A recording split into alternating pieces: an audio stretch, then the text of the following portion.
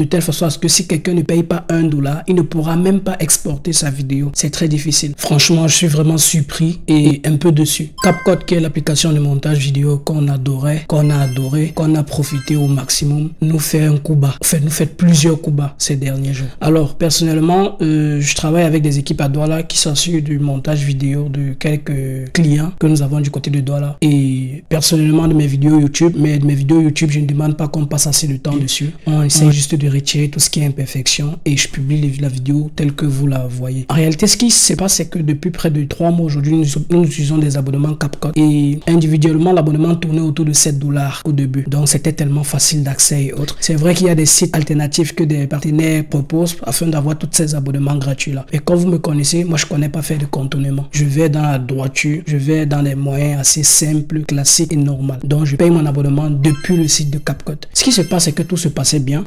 On tournait au début autour de $7 l'abonnement par mois et on avait un compte qu'on partageait dans les machines. Plus tard, l'abonnement est quitté de $7 à $21, chose qui est étonnante. Et ils te montrent qu'effectivement, ils sont en train de travailler sur l'application en ajoutant de nouvelles fonctionnalités et tout ce qui va avec. Acceptable. On a payé la migration, en fait, l'optimisation ou bien l'extension du prix. On payait et on utilisait CapCut. Et à ma grande surprise, un de mes gars me fait comprendre que dès le mois prochain, ça veut dire ce mois de juin, l'abonnement CapCut que nous utilisons va monter à, je pense, une vingtaine de $. Je suis d'abord étonné. J'ai dit, je comprends pas comment CapCut uniquement paye coûte une vingtaine de $. Et moi, je pensais que comme il est au Cameroun et moi, je suis pas au Cameroun actuellement, je pensais que c'était une de ces magouilles pour m'arnaquer, tu vois un peu. Raison pour laquelle moi, j'ai dit non, ça peut pas être possible. De mon côté, je vais dans CapCut et j'essaie de faire comme si personnellement, je voulais souscrire un abonnement. Je me rends compte qu'effectivement, l'abonnement de CapCut tourne désormais autour d'une vingtaine de $. Et directement, après ce contrôle, je regarde, ils m'ont envoyé un mail pour me dire que, ouais, il y a des nouvelles fonctionnalités qui ont été ajoutées et désormais, l'abonnement coûte une vingtaine de $. Moi, je pense que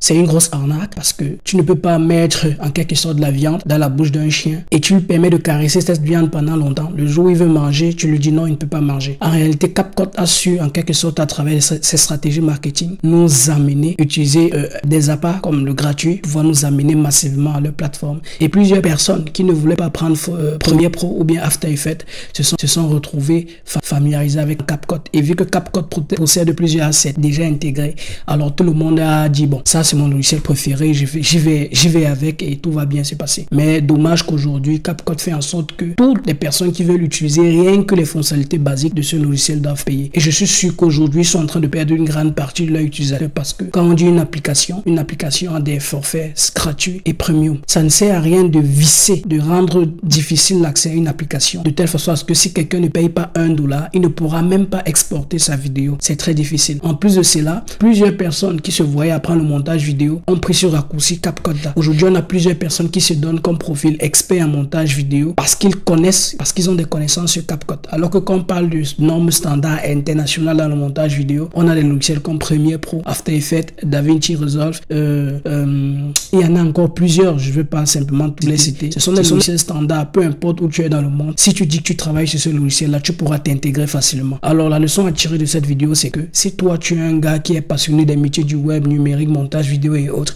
et tu veux te lancer en quelque sorte dans ce domaine, pour moi, ne prends pas le raccourci de CapCut. CapCut peut être un extra qui te permet de monter les vidéos assez rapidement sans te casser la tête. Mais pour moi, si tu veux vraiment apprendre et te lancer, prends le chemin normal. Apprends Premiere Pro, ensuite apprends After Effects. Plus tard, tu peux apprendre DaVinci Resolve pour pouvoir apprendre l'étalonnage avancé. Sinon, si tu prends ce raccourci en te lançant directement dans CapCut et te dis monteur vidéo expert comme tous les autres, mon gars, plus tard et dans les normes standards internationales, tu ne pourras pas t'en sortir. Donc, la leçon à retenir dans cette vidéo, c'est que CapCut nous apprend en quelque sorte comment le marketing fonctionne. CapCut nous donne une grosse leçon en termes de marketing et CapCut nous montre que oui, il est en train de nous faire ça dur parce que même pour exporter ta vidéo désormais, tu payes.